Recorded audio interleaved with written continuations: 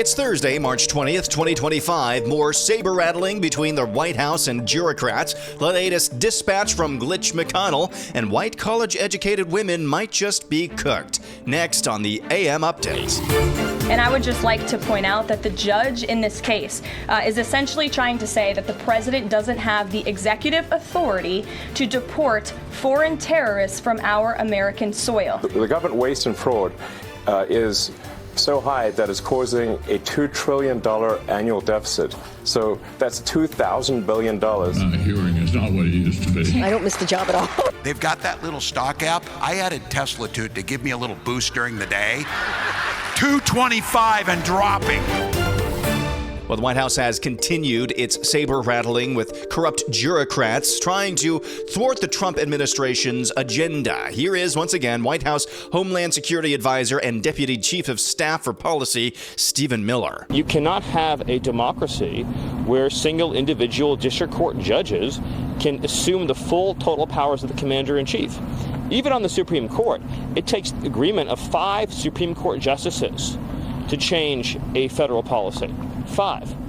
A single district court judge out of 700 cannot set policy for the entire nation, let alone on national security and public safety issues. The president has been clear that he has tremendous respect for Justice Roberts and believes it's essential the Supreme Court crack down and stop this assault on our democracy from these radical rogue judges. That is Stephen Miller, White House Deputy Chief of Staff, and you can see what the Trump White House is doing here, and I like it. Slowly, drip, drip, drip, drip, drip. They are setting the stage. If John Roberts, Supreme Court Chief Justice, doesn't actually take action and make sure all of these pissant Juricrats in the federal district court system, just get them to cut this out, we're going to come up to the edge where the White House is just going to have to ignore the courts. And, you know, I wish we were at that point now, but I think the way that the White House is going about this is pretty prudent in that, you know, you're taking time here. You're putting out a trail of breadcrumbs saying, hey, we tried every single remedy we could to try to get along with the courts. And they kept trying to do the president's job. They kept appointing themselves God King of the universe over and over again. And I think we're coming up to that precipice, because the ironic thing is that it is Chief Justice Roberts and his just pissant ilk of Juricrats. They are the ones creating a crisis here of some stripe, a constitutional crisis of some stripe, because in any healthy society, in any healthy republic, when you've got 3 co-equal branches of government, as we supposedly have, or had at one point, you should respect the judiciary's opinions. But the judiciary has done, and it's been decades in the making now, but especially this time around, they have done all they can to subvert their own credibility.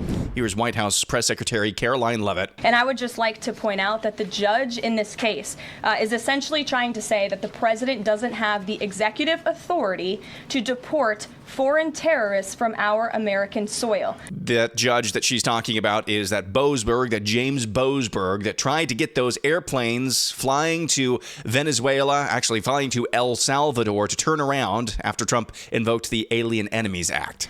That is an egregious abuse of the bench. This judge does not have that authority. It is the opinion of this White House and of this administration, and that's why we're fighting this in court. And it's very, very clear that this is an activist judge who is trying to usurp the president's authority. Under the Alien Enemies Act, the president has this power, and that's why this deportation campaign has continued. So Karoline Leavitt, White House press secretary, says basically the same thing Stephen Miller was saying there, and it's good to see that the White House is on message on this issue. Listen, folks, we're less than 2 months into the new Trump administration, really just right on 2 months into the Trump administration. We're getting these fights now instead of kind of kicking the can down the road and just saying, throwing up your hands and saying, the courts have spoken. We haven't gotten that capitulation. So I hope and I expect to see an actual fight on this, because that's really what the posturing here is all about. And it was set up a couple of months ago with that tweet from J.D. Vance saying, hey, these judges, they are out of control. Something has to be done about it. They were priming the pump for this just a couple of months ago. All right, moving on. For the time being, and I'm going to give it a couple of weeks, I'm just making it a rule on the AM update. I'm not really going to talk about any supposedly new information that's been learned about the JFK files, because they are tens of thousands of pages that people much more experienced with this narrative and with this story than I are going to have to go through and sift through to determine if they are really, and I just don't have time. I don't have time to go through tens of thousands of pages. So for the next couple of weeks, I'm going to kind of have a hands-off posture on the JFK files. Although I've seen several stories out there, several postings from this new dump of tens of thousands of pages, thousands of documents that look really, really interesting. But much like the story I told you about yesterday that was being shared far and wide by some really, really big influencers on the right, it's just not true the way that it was being characterized. That gentleman who worked for the CIA, who was supposedly committed suicide after telling friends that the CIA was behind the assassination of JFK, that's not new information, and yet these influencers were sharing it as if it were new. So for at least the next couple of weeks, I'm going to take a very hands-off approach to the JFK files. Elon Musk joined Fox News the other night and continued to reset just why Doge is needed in the federal government. Yes, the government the government waste and fraud is so high that it's causing a $2 trillion annual deficit. So that's $2,000 billion of waste and fraud that's happening, and the cost of our debt has gotten so high that just the interest payments on the debt exceed the entire military budget. And it was just growing out of control. So the country was going bankrupt. It's just, country is no different from a person. If a country overspends and doesn't spend wisely, just like a person, a country will go bankrupt. So the reason I'm here is because I'm very worried about America going bankrupt due to the corruption and waste. And if we don't do something about it, the ship of America is going to sink. And we're all on that ship. And this may be a message to, people out there who have, are wealthy, have a lot of means, or control companies. It's like, just remember, we're all in ship America here. Your company is not going to exist if the ship of America sinks. Elon Musk existentially worried about this country, and that's why he's in Washington, D.C. And it's been true for, I think, about a year now, what he just pointed out there, that the deficit spending, the deficit, is greater than what we spend on defense, on our military. That's been true for over a year, almost a year now. That's just not sustainable, and that's why he's trying to do all he can in Washington, D.C. Well, a major reason, or one of the major reasons why we are in this position to begin with, are people like Glitch McConnell, who had another glitch just the other day. Senator McConnell, a question about tariffs. You called it a bad policy back in February. Have you had any conversations with the president just about that impact, or what that looks like here in Kentucky, or talked to him about it being a bad policy at all? My hearing is not what it used to be. Tariffs, Senator. Your comment is about tariffs. Tariffs. Comment about tariffs. Oh, yeah. I'm not a fan of tariffs. You heard McConnell's helper there say, tariffs, Senator. Tariffs. The comment was about tariffs.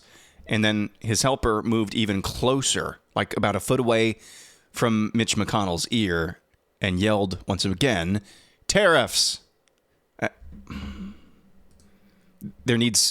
I'm the last person to say, hey, there's a problem, let's get a law. You just, when you're that disabled, I'm sorry, and this is not an ableist thing, but he's just not an able-bodied person. He's not of sound mind or body. You should not be able to serve in Congress if you were in that state. Well, ex-White House Press Secretary Karine Jean-Pierre appeared at a conference this week, and she said overtly, listen to this, she said overtly she does not miss her old job working for Joe Biden. It's really funny. Sometimes I'm like, I think I'm going to stay inside today. And I continue to work out. I love to run. I'm a runner.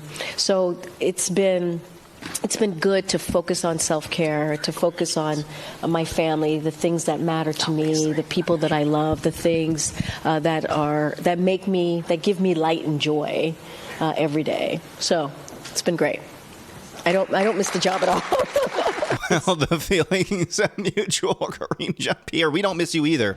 Speaking of sociopaths, here's Minnesota Governor Tim Walz at an event. He's been going on this tour recently, saying that he really likes it, seeing Tesla price, or at least the stock price of Tesla's fall. Saying on my phone, I don't know, some of you know this on the iPhone, they've got that little stock app. I added Tesla to it to give me a little boost during the day. 225 and dropping. So, well, as Fox News' Bill Malugin pointed out, that is Tim Walz, the governor of the state of Minnesota, bragging about the falling price of the stock of Tesla. Well, as of last June, the state of Minnesota had 1.6 million shares of Tesla in its retirement fund and 211,000 shares of Tesla in its non-retirement fund. So there's the governor of that state with about 1.8 total million shares in Tesla as of last summer. That's the governor of that state bragging about the stock price of Tesla dropping. He's bragging about the pensions of his own state employees falling and being imperiled by this stock price. That dude is just a nut. And he was almost vice president of the United States. One more quick story before our first and only break. That NBC News poll I cited earlier this week, it was much more comprehensive than just whether or not people think the country is on the right track. Steve Kornacki at MSNBC, he broke this out.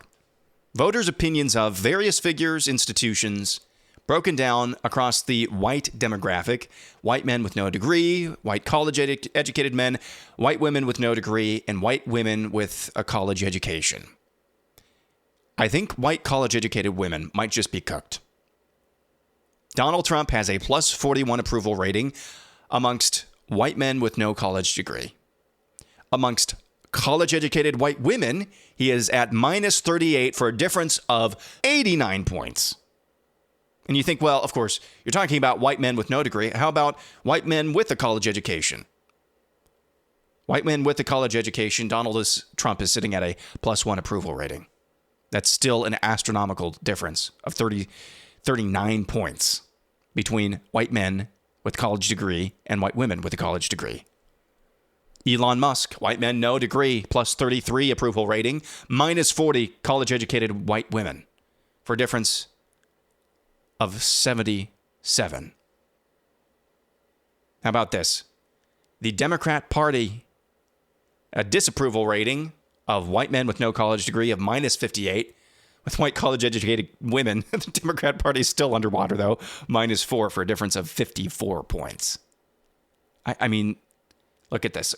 Donald Trump, plus 1 with college-educated men, minus 38 college-educated white women. J.D. Vance, minus 1 with college-educated men, minus 38 with college-educated women. Elon Musk, minus 6 with white college-educated men, minus 40 with white college-educated women. I mean, just on and on and on the list goes. There's no, not even in the same universe of compatibility. It's just unbelievable to watch the divide on sex and college education, especially amongst white college-educated women. I mean, they are just way far out there compared to the rest of their cohort. It's nuts. All right, when we come back, we've got the results of the poll of the week. Talk about that and more next.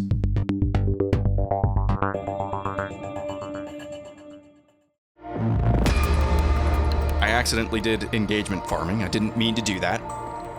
It's our poll of the week. I asked you on Tuesday, which would you rather have today? And when I released this poll, we still hadn't gotten the JFK documents, the JFK files yet. But we were told it was probably because President Trump was on the phone with Vladimir Putin. So that was the genesis, the origin of this question. I gave you 3 options plus an other option. Those 3 options were JFK files, other comment below, a final end to the Russian-Ukrainian war, and why not both? So which would you rather have today? In last place was the JFK files, which we actually later got that day. In second place was other comment below, and boy howdy, did you ever comment. In second place was a final end to the Russian-Ukrainian war at 18%. And why not both is in first place, easy, at 69%. Nice. Let's go to your comments.